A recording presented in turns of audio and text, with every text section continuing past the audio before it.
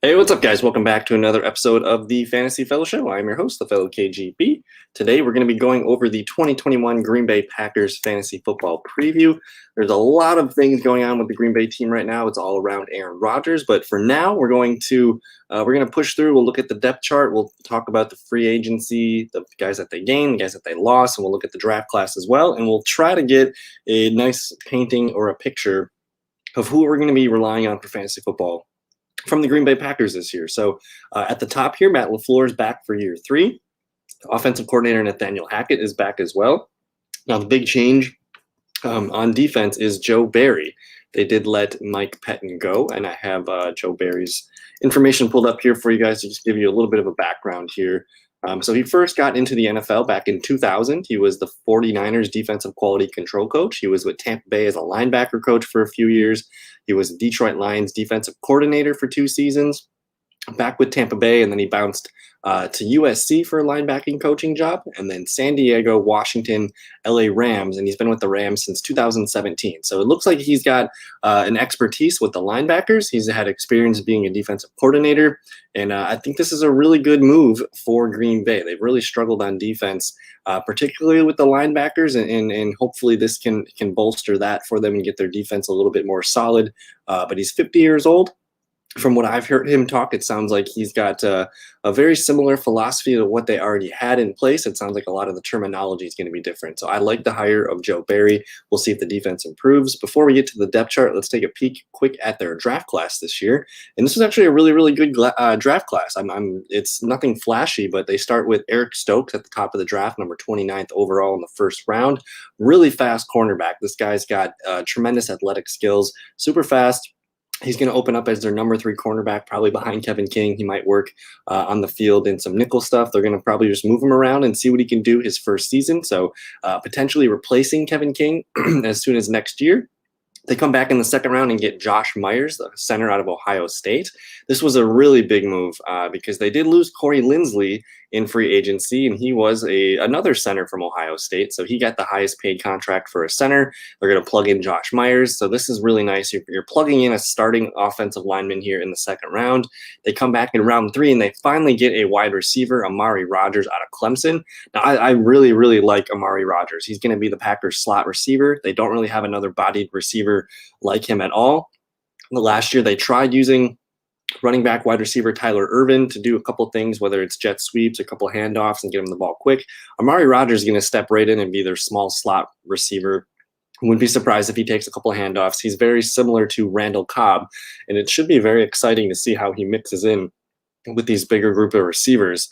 He's probably going to do some special teams work as well for dynasty purposes. I think he's a late round 2, especially if Aaron Rodgers is going to be throwing the ball. So that's still kind of pending. We'll see what happens with that. But finally, a wide receiver in the third round here out of Clemson.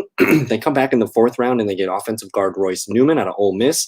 Now, Royce Newman has been lining up in the starting lineup so far during OTA. So it looks like the Packers are 4 for 4 with potential starters very soon here. So then they moved into the 5th round to Daryl Slayton, a huge nose tackle out of Florida. He's going to be probably the second guy behind Kenny Clark. I like this move a lot. He's a big run stuffer, and he seems to have a ton of talent. And it seems like work ethic has been the biggest thing. I guess his weight has been a little bit of an issue. So hopefully he gets into shape, and the Packers can plug him in and be a rotational player on the defensive line. A cornerback here, Shimar Jean-Charles from Appalachian State. He had one of the best defensive back seasons last year in college football. So he's going to plug in and maybe be the 4th or the 5th cornerback this year. They get another offensive guard, Colvan Lanen, who actually is an alumni of my high school, Bayport High School in Wisconsin, there in Green Bay. So he's a hometown kid. He went to Wisconsin to play college there, and then he's staying with Green Bay. So this is really cool. He's a potential backup guard here. I like the move, Green Bay having a focus on the offensive line. They get a linebacker, Isaiah McDuffie, out of Boston College. And then probably my favorite pick of the draft for Green Bay was running back Kylan Hill out of Mississippi State. He did not have a big year last year. He kind of had a falling out with the head coach. But it looks like plugging him in as the running back 3 in round 7, that's a free running back number 3. So really strong draft class Was hoping for a little bit more defense or a little higher pick of a linebacker, but I like the class overall. And there's probably going to be 4 or 5 starters out of this class. So really well done. Especially compared to 2020. So you look at the notable additions and the departures here. Blake Bortles is really the only guy that they added. I guess we could, factor in signing Aaron Jones. We could factor in signing, or I guess re-signing Aaron Jones. They also re-signed a couple other key players. Mercedes Lewis. They re-signed, who am I thinking about here? Robert Tunyan just signed his contract today. And I think there was another couple other contract re-signings. But the big departures, Corey Linsley at center, running back Jamal Williams, he's with Detroit. Christian Kirksey, he is with Houston. And then Tim Boyle also went to Detroit. So Green Bay, still a really good football team. The question mark, though, is this going on right here, this quarterback situation. So for this video, we're going to assume Aaron Rodgers is going to be the quarterback for this season. I also, on my projections tab, I don't know if you can see it down here in the video, but I do have a tab that says Green Bay, and then I have a tab that says Green Bay Jordan Love. So I do have some projections for a team that's led by Aaron Rodgers and a team that's led by Jordan Love. So we'll see what happens, but as of now, we're going to assume Aaron Rodgers is a starting quarterback. Jordan Love should be the number 2 this year. Preseason is going to be very important for Jordan Love. And then Blake Bortles, he's the number 3. He's going to be kind of the emergency quarterback, I think. If anything happens to Love or Rodgers, he would get the call up to get dressed. So I don't want to speculate too much on Aaron Rodgers. Will he play? Will he not play? I have no idea. I'm leaning towards him coming back. If he would have been moved, it's going to happen really soon, maybe the first week of June. Or otherwise, you're kind of looking at like a standoff holdout situation. So we're going to continue to assume Rodgers is back with the pack for 2021. The running backs, Aaron Jones and A.J. Dillon. A.J. Dillon steps into a much larger role than his second year with Jamal Williams out of the picture. I have Kylan Hill here as the number 3 running back, Patrick Taylor, Dexter Williams, Mike Weber. Fantastic 1-2 punch with Aaron Jones and A.J. Dillon. We got a glimpse of this last year when Aaron Jones and A.J. Dillon A.J. Dillon ran all over the Titans, but he kind of assumed the starter's role. Aaron Jones was kind of in and out of that game with some injuries, but you're looking at a thunder and lightning type approach that Matt LaFleur actually had with Tennessee, and this one I think is much better than he had in Tennessee. It was Derrick Henry and Dion Lewis. Well, now you get Aaron Jones and A.J. Dillon. So I still love Aaron Jones. Assuming Aaron Rodgers is the quarterback, this should be a first, like a 10th, 11th, 12th overall pick. He should be a guy that you want to build your team around. If you can get him at the 12, 13, like the turn, the first and second round turn, fantastic. Aaron Jones has top 5 potential this season. And even if Jordan Love is the quarterback, I still think he's going to get enough touches and he should be part of the red zone offense. A.J. Dillon, on the other hand, he's one of those guys that you want to put on your best ball team, the 8th, 9th, 10th round as a guy that should score maybe 5 or 6, some touchdowns, maybe even more. Anything happens to Aaron Jones, you're looking at a back that's going to get the ball probably 20 times a game. If anything happens to Aaron Jones, A.J. Dillon's getting a massive workload. Kylan Hill would probably feature in a little bit, but A.J. Dillon can hold down 20, 25, maybe even more touches per game. So I like getting A.J. Dillon on my team. He's going to be probably a bench player until we see, how this split is going to work. But the Packers used Jamal Williams extensively last year, and they kind of had him being useful for fantasy for a little bit there. So we'll monitor the situation, but go ahead and continue drafting Aaron Jones. Even with Rodgers not with the team yet, Aaron Jones is still worth a 2nd round pick at the worst. So I'm a big fan of Aaron Jones. He should be able to get a ton of touches, ton of catches. And then A.J. Dillon's kind of the best ball pick for now that I like. Josiah DeGuara, he's going to be the starting fullback / tight end, H-back, whatever you want to call it. You got wide receivers, Devonte Adams, Marquez Valdes-Scantling, Alan Lazard, and Amari Rogers I have slotted in here as the wide receiver 4. He's going to have to compete with, I guess, Devin Funchess, Equanimeous St. Brown. I'm assuming the Packers keep these 4 receivers here, Adams, MVS, Lazard, and Rogers. They're probably also going to keep Funchess and EQ. So guys that are trying to make the team, Malik Taylor, Juwan Winfrey, KB and Ento, Reggie Beggleton, Chris Blair, and UDFA Bailey Gaither. I like Juwan Winfrey. I think he might be the 7th wide receiver here. But I kind of talked about it before. Amari Rogers, you look at him compared to all these other guys here. You're talking Devonte Adams, MVS, Lazard, all bigger, fast, really fast, big receivers that are kind of vertical. Adams is kind of the jack of all trades that can do any route that you need.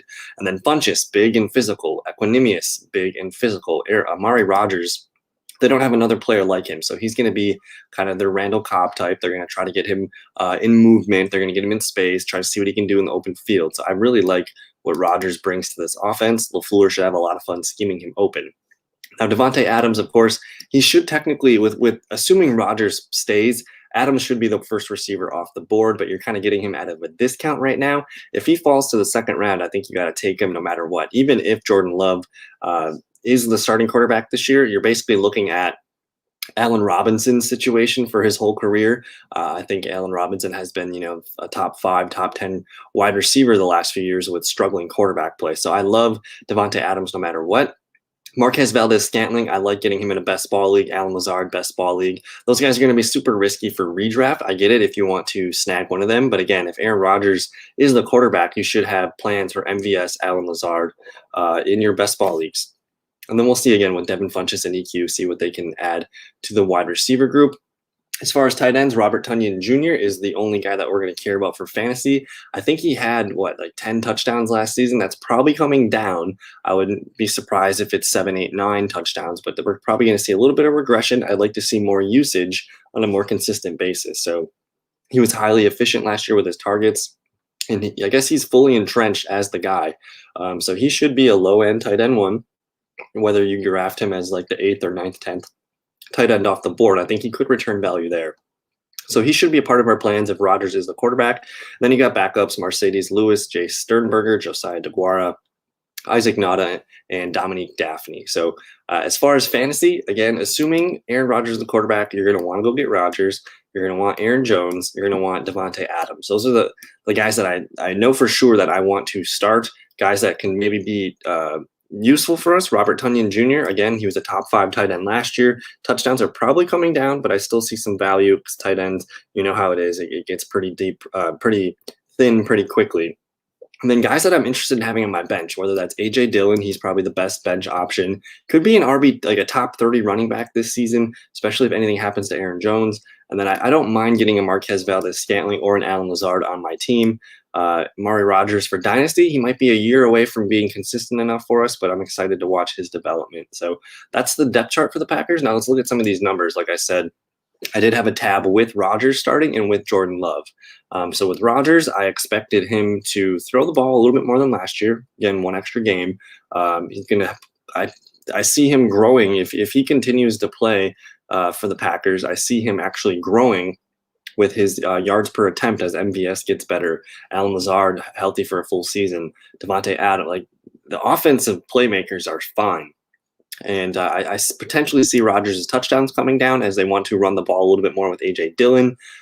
So for the split between the running backs, I have, let's see here, I have A.J. Dillon with 125 carries, Aaron Jones 220. Aaron Jones just a skosh over 1,100 yards. A.J. Dillon almost 600. 10 touchdowns for Aaron Jones and 7 for A.J. Dillon. I think they're excited to get A.J. Dillon the ball. So I think there's going to be a little bit more focus on the run game this season. And the targets are all going to float it to Aaron Jones. So I still have Aaron Jones as a top-end fantasy back. Let me see. I have him projected for 270-something PPR points. So let me just kind of pull that up, and I'm just curious to see where he would have landed last season. And then as far as Devonta Adams goes, with Rodgers, the sky's the limit. We know that. I don't see him catching 18 touchdowns. I have him at 14, which still feels lofty, but 118 receptions, 125 yards. So a really dominant year last year from Devonta Adams. I think the touchdowns almost guaranteed to come down just a skosh. But outside of that, I have MVS as the next best guy, 700 yards, 6 touchdowns. Alan Lazard here, 525 yards and 5 touchdowns. Robert Tunyan here, I have him 565 yards and 7 touchdowns. That's technically what he did last year, down a few catches, down a little bit of yards, and touchdowns are down just a little bit. I'm curious to see if he can stack another dominant season.